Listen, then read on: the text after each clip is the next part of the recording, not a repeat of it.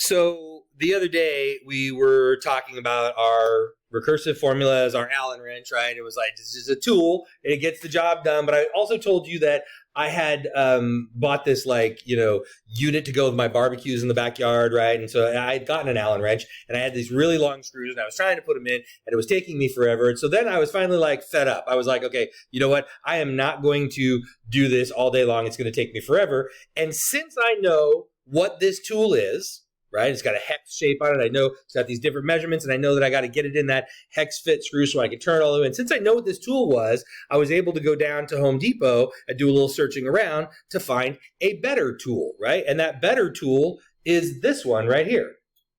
This is a better tool for that job, right? Because this tool I can then take and I can put inside this tool like that, and then boom, done. I can just drive that screw right in. That's a way more efficient tool right there to get the job done, right?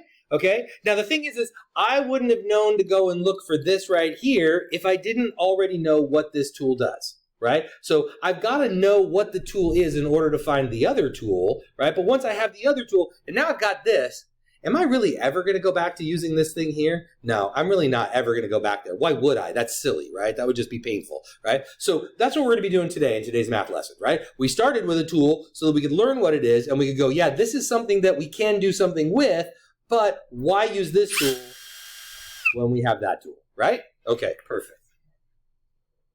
And this is how my mind works, by the way. It's like I was just doing this project, and that was just something I did over the summertime. And then all of a sudden, I'm starting to put together my algebra lessons, and I'm like, hey, that's a perfect example of, we now know the tool, but man, that tool is useless once we know today's tool. So let's talk about today's tool. All right, so this is going to be lesson 1.2, and it's going to be called explicit formulas.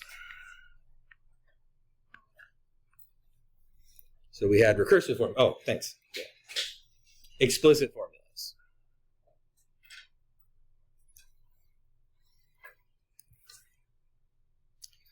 And so I'm not even going to really, what's that? Huh? Oh, thank you. Yes, Ethan. Thank you. All right, good job. Let's pause and pray. See, I told you I was going to forget. I did so good. How many days did I make it? Well, that was like 3 or 4, huh? Yeah, that was close. All right. Thank you, Ethan. Good job. Let's say a prayer. Lord, thank you for, thank you, God, for these students. Thank you for their friendship and what we've been doing for the last couple of years. And I appreciate the fact that they can help me remember and that I can grow in this too, Lord. And so I'm very, very grateful for the relationships that we've developed and will continue to develop over our years here at San Joaquin Memorial. Pray, God, for your blessing on this lesson, for our understanding, and just pray, Lord, that you would help us as we continue into the weekend to find that time to rest as well as get our work done. We ask this in Jesus' name. Amen. All right. Thank you very much. All right. Awesome. Okay. So I'm not going to actually go into writing out a specific definition of what an explicit formula does. Let's just see what it does. So we'll start with example 1. And let's start with this sequence here. We'll go 4 and then 7, 10, 13. We'll leave it at that for now. All right. So 4, 7, 10, 13. Okay, does this fit one of the categories that we've been working with, arithmetic, geometric, or neither? What's it fit? Why? Let's use better math language for that. Just adding 3 every time. It is an arithmetic sequence, so what would we say? The common difference is 3. Very good. Okay, yeah, so we can see here our plus 3, plus 3, plus 3. So our arithmetic sequence, and it has a d equals 3, right, which is our common difference of 3. Okay, all right, sounds good. Well, again, we need to make sure we know the tool, right? We're going to be assessed on it. We got to know, this is where our other good tool came from. So what I'd like you to do is, I'd like you to write a recursive formula for this sequence right here. Write a recursive formula for this sequence right here. Go ahead. The formula for this sequence should have looked like this right here. So we got our starting point, which we decided we're just going to work with the first term, right? Even though we could do this with any term, right? We're going to work with the first term, and then the next term comes from the previous term plus 3. Okay, good. All right, well, let's see if we can, again, what I did was I had that Allen wrench, and I looked at it, and I studied it, and I was like, I wonder if there's another tool that has 6 sides on it. One that maybe would make things a little bit easier. I wonder if there's one that would work with my drill, right? Like these are the things I start thinking about. Is there a better tool out there? And when I got to Home Depot, I actually had to ask for help because there were so many drill bits and there was actually only one set that had what I was looking for. But I thought it was out there and I was pretty sure it was out there. Well, we're going to do the same kind of thing right now. So give yourself like a little squiggle right here. So let's think about our sequence here for just a second. Let's think about, we'll start with the 4th term in our sequence. So the 4th term in our sequence here, right? In fact, here, let's number, just so we have this, let's number our terms. Number 1, number 2, number 3, number 4, like that. Okay, so the 4th term in our sequence is 13. And where did that come from mathematically? Tell your neighbor right now where you think the 13 came from mathematically. Think in terms of your recursive formula. What happened in order for that math problem to come about? What math problem was done? Tell your neighbor what you think. I'm going to ask one of you to tell me what you came up with. Okay, ready? All right, Scarlett. What do you think? Where do you think that 13 came from? True, but where did the 10 come from then? So it would actually start with our recursive formula, right? It would start with 4, and then what happened? So then we added 3, and then what happened? So then what did we do? So then we added 3, so then now that's 10. So then what did we do? So then we added 3, and what do we got now? 13. Okay, let's take this up. So that's what we see here, right? Okay, so maybe there's another way to write this. We could say that this 13 comes from 4 plus 3 times. We could shorten that up a little bit. Ethan, question? Yeah, so we could shorten it up a little bit with multiplication. Okay, let me ask this. What would be the next term in the sequence here? 16. Okay, so the 5th term in the sequence is 16. Okay, all right, so then if we wanted to see if that worked, we could say, okay, the 5th term in the sequence, it started at 4, and then what did we do? We added 3. How many times did we add 3 to get the next term? 4 of them, huh? Because we added 3 the first time, so we're just adding 1 more, right? So then we added, well, that would make sense, right? That's 4 and then 12. We got 4 3s, right? Okay. What if we jumped ahead to maybe say like the 10th term? Could we figure this out maybe using this math problem to come up with the 10th term? Write down what you think it might be. Why don't you write down what you think the math problem might be that would help us get the 10th term?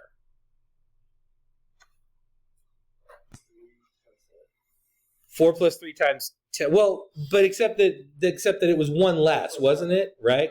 Because like when we wanted the 4th term, we added 3 3s. When we wanted the 5th term, we added 4 3s. So if we want the 10th term, it'd be 9 3s, right? Because to the 2nd term is the first 3. Then to the 3rd term is the 2nd 3. Then to the 4th term is the 3rd 3. Does that make sense? Okay, so then in this case, what would the 10th term of this sequence be? 31. Okay, do me a favor. Take your calculator right now, and let's see if this works. You should be able to take your calculator. Some of them might be a little bit different, but if you type in 4 and then you do plus 3 and hit your equal sign, you should get 7. Then hit your equal sign again and see if it kicks it up to 10. Does that work for you? No? Okay, try typing in, well, some of your calculators might not do it. Try typing in another plus 3 and then hit equal sign again. And then see if you can repeat that process when you hit your equal sign. Does that, okay, so that does it, right? Okay, so you go 4 plus 3, right? So that's the first one. Then you do plus 3 and equals. That's the second one. And then every time you hit your equal sign, 3rd, 4th, 5th, 6th, 7th, 8th, 9th, 10th, do that on your calculator and see if you can get to the 10th term at 31. See if that like works with your button pushing. Does it work? Yeah? Okay, cool. So now we know how to get there, like pushing the buttons on our calculators, right? All right, that worked pretty good. Okay, let's do a little partner activity. So you guys will work together. So Don, Paul, you guys be like one team, and then you be the other partner. Okay, so you guys are gonna be partners, and partners. Okay, all right. So here's what we're gonna do. I want you to write this on your paper. So you're gonna put a box over here. All right, and then we're going to put a little colon over here, and then we're going to put a box over here and an equal sign. All right, now here's what's going to happen. One partner, okay, over here, and you're going to keep this, you got to keep this secret from your partner, all right? One partner group over here is going to calculate the term number by using their calculator and hitting the equal button, okay? That's what I want you to do. One of you is going to do that. The other one of you is going to try to take the equation and write out the equation and come up with that number. And when you're both done, show each other what you got. They should match, okay? So like if this was the 10th term, right? One of you would have gotten the 10th term here by doing your calculator, pressing the equal sign, like we just did. And then one of you would have gotten the 10th term by doing this math problem. And then when you show each other, you should have the same number. Does that make sense? You understand what I want you to do? Yeah, kind of? Yeah. Sort of? Okay, pick a roll. Pick a roll with your partner right now. Which one are you going to do? Are you going to hit the equal sign, or are you going to do the equation? Okay.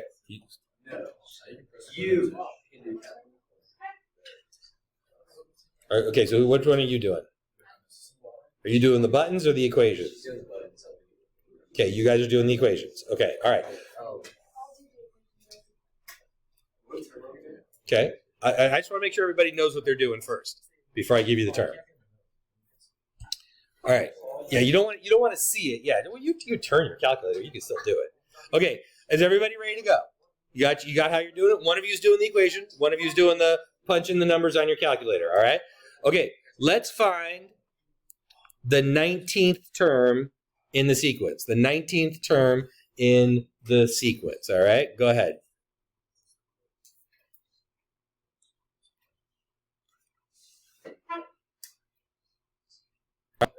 Okay, you think you got it? Were you able to match up with your partner? Okay, this is what you should have come up with right here. Okay, so one of you should have been able to press the equal sign, 19 times you need to press the equal sign to get to 58. The other one of you should have been able to calculate it with 4 plus 18 threes, because it's 18 threes added, because it's the 19th term, right? Okay, did you get it, what we're doing? All right, switch roles now. Okay, switch roles now. If you were doing the button pressing last time, this time you're writing the equation. All right, and if you were doing the equation last time, this time you're writing the button. So we'll do another little box over here. All right, and then we'll do another colon and another little box over here and an equal sign. Okay, so you're switching roles this time. This time I want you to find the 24th term in the sequence. Find the 24th term in the sequence. Let's see if you can come up with either the equation or you can generate it. Here's what you should have come up with. You should have gotten 73, right? Yeah? How'd we do? Everybody do okay? All right, good. Good. Okay, all right. Well then, let's see if we can come up with what we call an explicit formula. So this would be a math problem or a math equation that would let us figure out, for this particular sequence, for this sequence right here, I want you to write what you think an explicit formula would be to find the term. And we'll just use n for all right? You write what you think would produce an term. So if I said you find the 297th term, you could use a math problem to come up with that. That's what I want you to write down. Or the 356th term, or the 5,339,271st term. All right, you come up with that. Up with that. How many people got that? Did you get that? Okay, take a look at it. See if you can see why that is what it is. Right? Because what is the fifth term in the sequence? Well, it's 16, right? So if if n equals 5, if that's our term number, and I put a 5 in here, right, and I say, well, what is the fifth term in the sequence? Well, then I'm going to put a 5 up here, which I'm going to go 5 minus 1 is 4, so it's a 4 plus 3 4s. 4 3s being added. Does that make sense? Okay, everybody good so far? But here's the thing, like this is not completely cleaned up. This is a little cluttery right here, right? Because it's not simplified in terms of math. Like we always like to work in math, we like to work simplified. Like what could we do to simplify this formula here?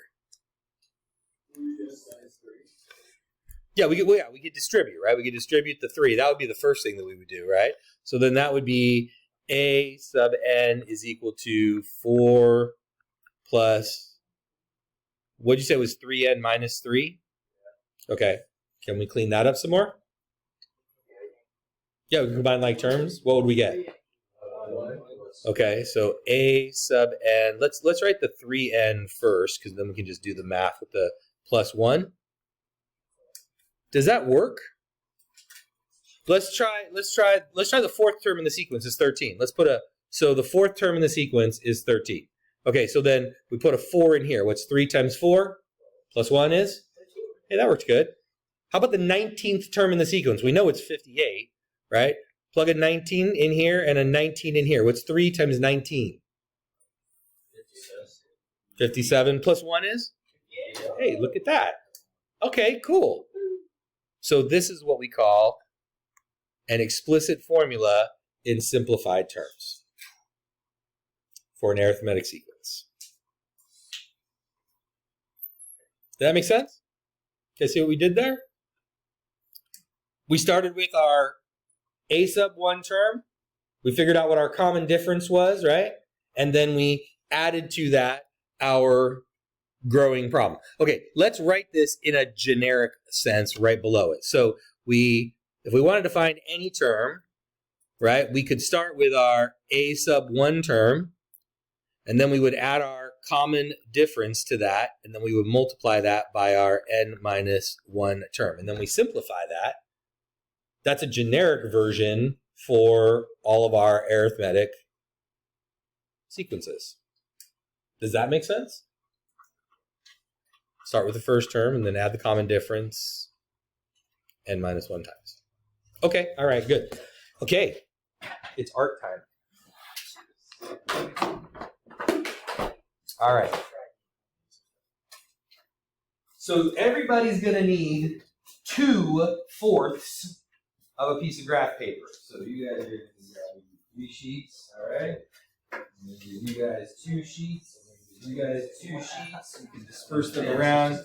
I'm going to give you guys 3 sets of scissors. I'm going to give you guys 2 papers. I'm going to give you 2 sets of scissors. Wait, does that mean you cut it into one? You guys 2 sets of scissors. Oh, everybody needs 2/4. No, put it in the fourth. Half is 2 4. 17, I think you guys figured this out.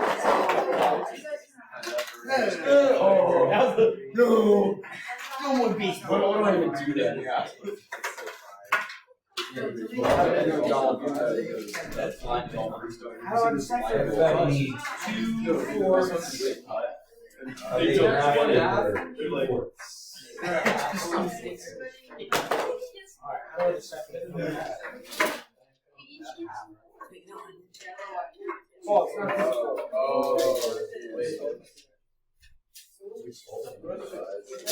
2/4 Everybody needs 2 separate fourths of the graph paper cut out.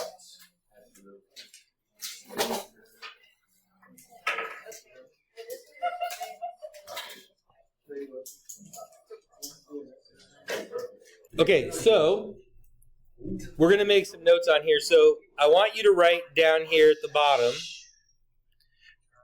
term number. And then over here, I want you to write sequence value. Term number and sequence value. Okay?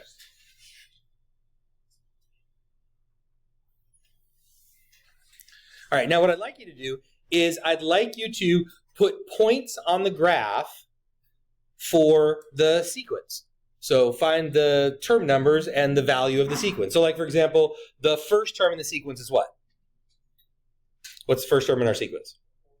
4, right? So we're going to go first term in the sequence, and then we're going to go up 1, 2, 3, 4, and we're going to put a point right there, and we're going to label that the first term in the sequence is 4, like that. All right, you do the rest of the terms in the sequence. We'll do up to the 5th term. We'll do up to the 5th term. All right, ready to go. What your graph should look like. Now, what do you notice about the relationship between the points on the graph? Yeah, it makes a straight line. It's linear, right? Now, catch this. Watch this. What do we call this kind of graph right here, where it's just these points? Because we don't have like the 1.75 fifth term of the sequence, right? We have the first term of the sequence. We have the second term of the sequence. We have the third term of the sequence, right? So we don't have anything in between those. So what do we call a graph that's like this, where we're only just identifying these individual pieces right here? Do you remember what we call that? No. It's a certain type of graph. There's 2 types of graphs we work with. Begins with a D. D-I. D-I-S. D-I-S-C. D-I-S-C-R. Discrete, exactly. So this is a discrete graph because it's just those individual points. But as you pointed out, it does have kind of a linear sort of vibe to it. I don't know why that just did that. That's terrible. All right. Come here, you. Okay, so you can see that I have this linear kind of vibe going on here. Seriously? Yeah, let's draw the line in there. Even though we really don't have those pieces. Now, what is this kind of graph called? Begins with a C. O. N. T. C. Yeah, continuous. It's a continuous graph. So we have discrete graphs and we have continuous graphs that we're dealing with. Okay, question. Would it be possible for this graph to cross the y-axis? No. Why? Because it's a line. Well, I mean, we don't have, like I said, we don't have the 1.5 term in the sequence, right? But we drew the line anyway, right? The points are positive, yeah, because it's the term sequences, right? But I mean, again, we drew this line and it represents everything in between there, right? So couldn't we extend this line out just a little bit? If I wanted to go out like that, couldn't I do that? Yeah. Right? So if I extended that line, where would it cross the y-axis? At 2? At 1. Oh, it's 0. Well, let me line it up and see where it crosses it. Okay, so our line could extend down here, right? And that point would be what? 0, 1, right?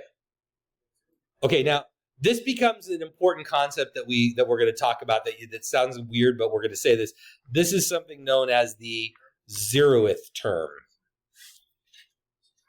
And really all we did was we backed that sequence off 1, if you think about it, right? Like, what's 4? Back it off to 3. Like, where would it have had to start with to get to 4? Would have had to start at 1. You see what I'm doing there?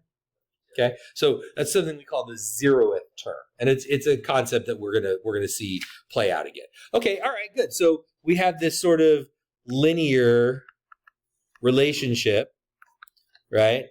And that seems to align up here with our arithmetic sequence, right? All right, good. Okay, cool. Yeah, good question? No? We're good? All right. Let's go to the back side of our paper and let's take a look at another type of sequence. Okay? So So we'll call this example 2, and the sequence we'll look at here is 2, 6, 18, 54, 162.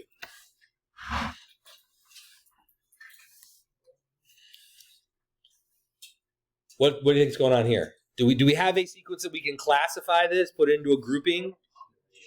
Okay, geometric, why?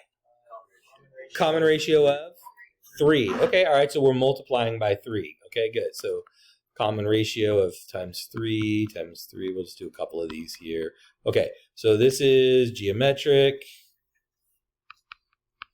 Common ratio of 3. All right, well, like we started off the last one then, right? Let's write our recursive formula for this sequence so we can remember our tool.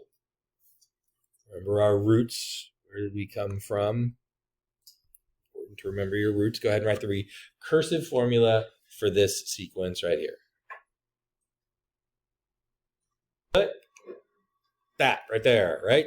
2 things. You got to tell me where you're starting, and then you got to tell me the math to get from the previous term to the next term. Okay, that's a recursive formula. All right, now let's do the same kind of, again, the same sort of little exploration here. In fact, let's start, we're just going to start right down the pike here with the 5th term. So let's go with the 5th term, which is 162. All right, so where did this come from if we're talking about the recursive formula? Who wants to describe it to me? Where did this come from? Go ahead, Dom. Where does it come from? What is the first term? Which is what? 2 Okay. times 3, and then times 3 Times 3. How many? Another one? 4. Another one? Okay, times 3. Okay, all right. We could probably clean that up a little bit, couldn't we? 2 times 3 to the 4th? Does that work? Okay, all right, all right. Okay, use your calculators and tell me what would be the 6th term in the sequence, and I want you to do it by using the equal buttons, like times by 3, times start with. I want you to start with 2, and I want you to times by 3 to get to the 2nd term, times by 3 to get to the 3rd term, 4th term, 5th term, 6th term. Okay, use your equal signs. What'd you come up with for the 6th term? 486, right? So if you go 2 times 3 times 3 times 3 times 3, and you keep doing that, you're going to get 486, right? All right, what do you think the equation pattern like this is right here? Why don't you write it down? Write down what you think the equation pattern might be, and then try it in your calculator and see if it produces. Try typing it into your calculator where you literally do like an exponent in your calculator and see if you can produce 486 as an answer.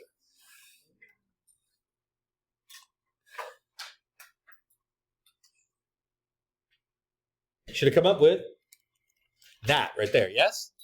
Okay, now, can you type this into your calculator? Do you know how to do that? Because it's going to be important that you know how to do that. Can you type that into your calculator and produce 486? Does anybody need help with that on their calculators? Okay. It's just this little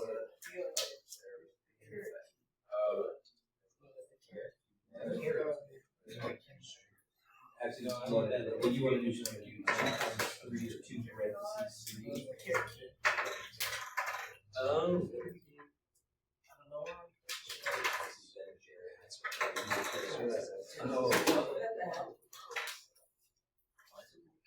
All right, everybody able to do that? Need help? Okay. Yep.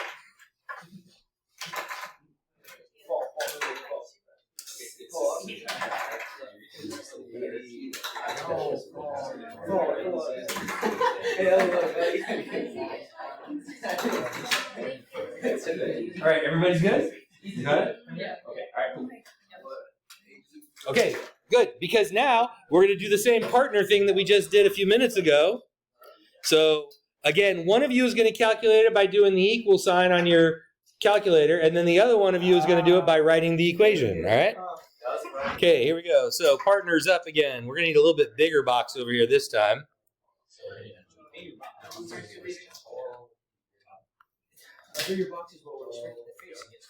All right. So this is what you're going to do. One of you is going to calculate the term I asked you to calculate by doing the equal sign, equal multiplications on your computer, on your calculator. The other one of you is going to calculate this by doing what you think the equation is and write down the equation. And then when you're both done, compare and see if you came up with the same number. Right? Just like we just did with the adding, we're going to do it with the multiplying. All right?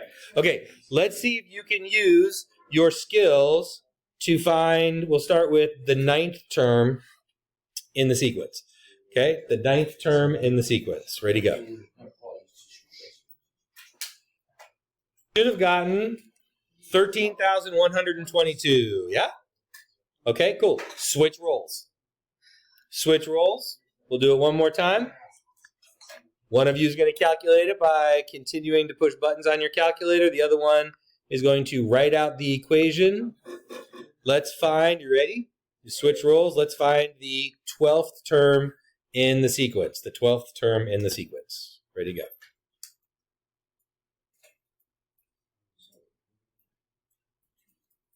And your partner will confirm this. 354,294. Yes? Everybody good? And those of you writing the equation should have written this equation down right here. Yes? All right. Okay, then. Let's see if we can write an explicit formula for this sequence, for this given sequence right here. Let's write an explicit formula that's going to produce the nth term, and we'll use n again for the nth term, all right? See what you got.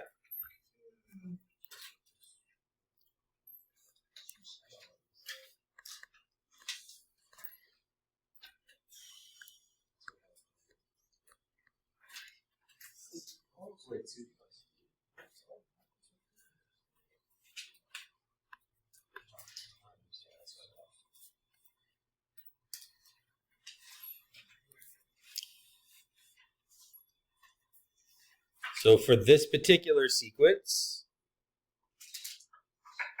should have come up with that right there. How'd you do? Who got that right? Got that right? Yeah? Okay. Let's write it generically. Why don't you try, like I did the other one, right down here. Why don't you write it generically so that it would work for any geometric sequence? Use letters that you know. All right, ready? Let's take a look. Here's your generic explicit formula. How'd you do? Did you get it right? Yeah? All right. Good, good, good. So this works for all of them, right? So now we know the connection between the terms, the common differences, the ratios, and the math that goes on there that we can then now pick and do any term number in a sequence. Much more efficient tool for us to use. All right, well, we have another 1/4 of a graph paper to use, so let's glue that 1/4 of a graph paper down the bottom here. You can get started on that, and then I will show you what I want your grid to look like for this one in just a second. All right, so go ahead and do that.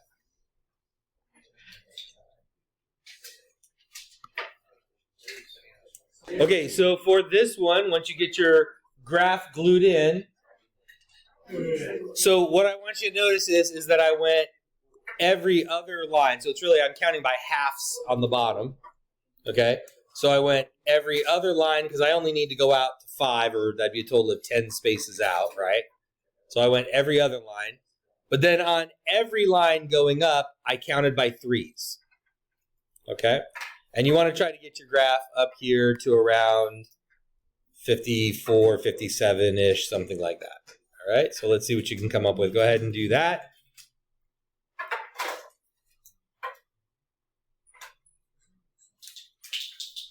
Your graph should look like that. What we're going to start doing is we're going to start plotting the points for the terms in our sequence. We'll plot up to, we're only going to be able to get to the 4th term, I think, is all we're going to be able to do. Right? So like the first term in the sequence is what? It's the red one, by the way. The first term in the sequence is what? 2, right? Okay, so, and that means our first point is going to be like kind of about here, right? Okay, and so then that's going to be the point 1, comma 2, right? What's the second term in our sequence? Okay, so then I skipped over 2 lines, so then 2, and then 6 is going to go here. That's 2, 6. And then what's the third term in our sequence? 18, right? So I'm going to go 3, and then up here to 18. All right. And then the fourth term in the sequence, that jumps right up, huh? It goes right up to 54.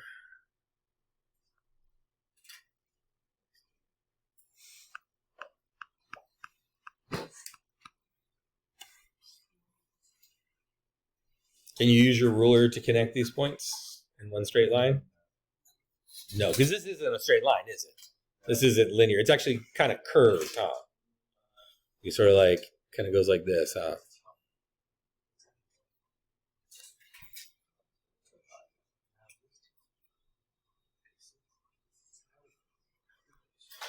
And kind of goes on and on and on like that, huh?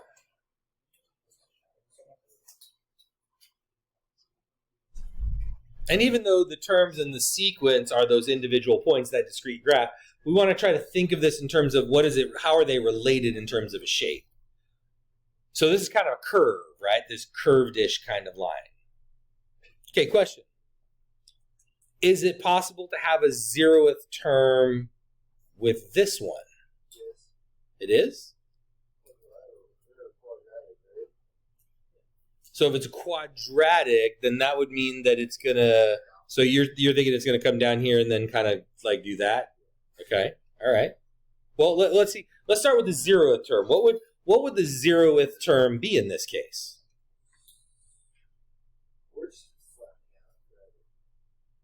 Well, let's figure out what the 0th term is. Like let's use our explicit formula, right? Our explicit formula says if we want to know the 0th term, go ahead. You fill out the next part. What's the next part look like? Right. I mean, and that's the idea of the explicit formula, right? We could use it to find any term, right? So you write what would you write here if you wanted to find the 0th term using the explicit formula? Well, it'd be the first term, right? Times the common ratio. And then it would be the term number minus 1, right? So 0 minus 1. So the 0th term is going to be 2 times 3 to the negative first power. Wait, what? Can we have negative exponents? Well, they're not simplified, right? I mean, they're valid numbers, but what is 3 to the negative first power? Yeah, it's 1/3, right? You guys know how to get that? Have we talked about that before? Right? Like if we did this, 3 to the third power is 27, 3 to the second power is 9, 3 to the first power is 3, right? The pattern that's happening here is divided by 3, right? Each time. So then what's 3 to the 0th power? Yeah, it's going to be 1. Anything to the 0th power is going to be 1, right? Because in this pattern, we continue the division. And so then 3 to the negative first power is just going to continue the pattern of divided by 3, right? So 1 divided by 3 is going to be 1/3. And then we can continue that pattern on again, right? We divide by another third, which is the same thing as multiplying by 1/3. We would get 1 over 3 to the second power, 1/9, right? And so this could go on and on. So then what is the value of the 0th term?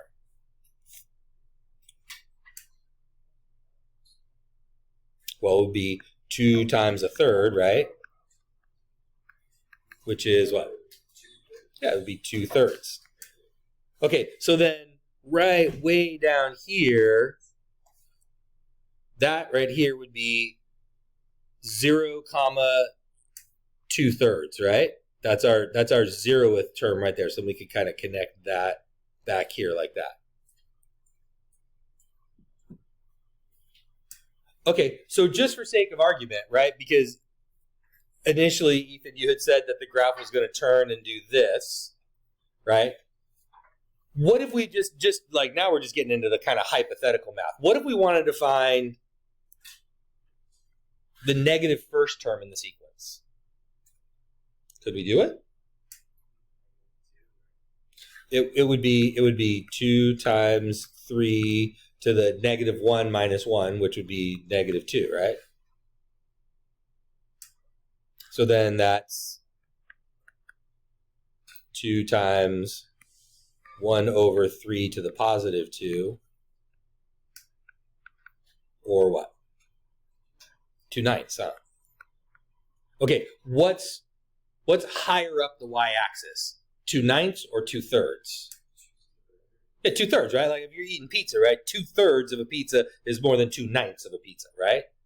And this is going to continue to happen, right? So this is going to continue to get lower and lower and lower, lower and lower and lower and lower like this, right? The question is will it ever cross that 0 line? Why not? Why?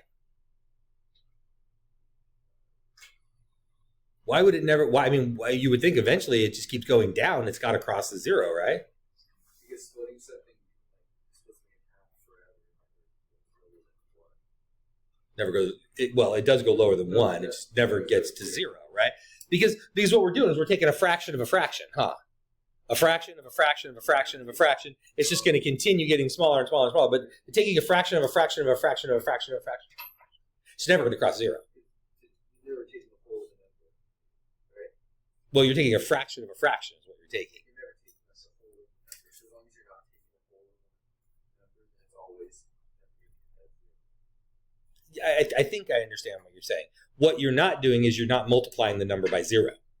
Yeah. And so that's why it's never going to get to 0, right? And we're not multiplying it by a negative number because when we take that negative exponent, it becomes just a fractional value.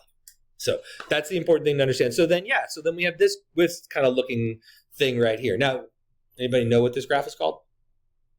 What this is an example of? Like the arithmetic, you guys knew this one was a linear graph. What's that? Yeah, so this is an exponential function. Yeah, exactly. We'll just leave it an exponential. So we could say that this is what we call an exponential graph, and that is indicative of a geometric sequence. And we could let's put in parentheses here, this is sort of this curve. And this will be another type of graph that we focus on, another type of function that we're going to be looking at throughout the class. Let's go back. We could even back on the front side here, linear, and then we could just, obviously it's kind of a duh to say line underneath that, but just to be clear. So our arithmetic sequences are going to be these linear sequences that we're going to see, while our geometric sequences are going to be these curved sequences. Okay? So being able to find and write explicit formulas, recursive formulas, plot points, and know what you should get in terms of a picture, given just numbers in a sequence, given a word problem, those types of things. That's what you would need to be able to do to be successful with this lesson. Same thing on the arithmetic side. You need to be able to come up with an explicit formula and then again plot points and know how to draw out a graph for that. Okay? Any questions? Got the basic idea of what we're doing? All right. Then let's do some practice.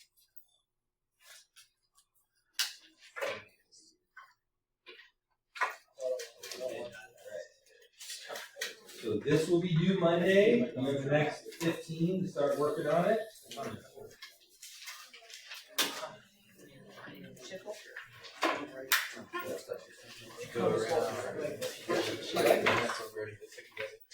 Drop in the next page.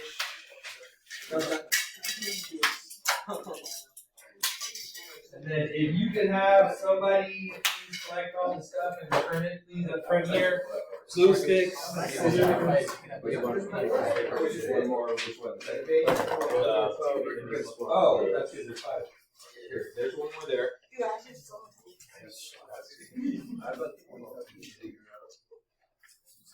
There's one more.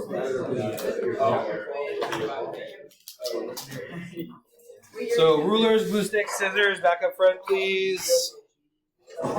Thank you.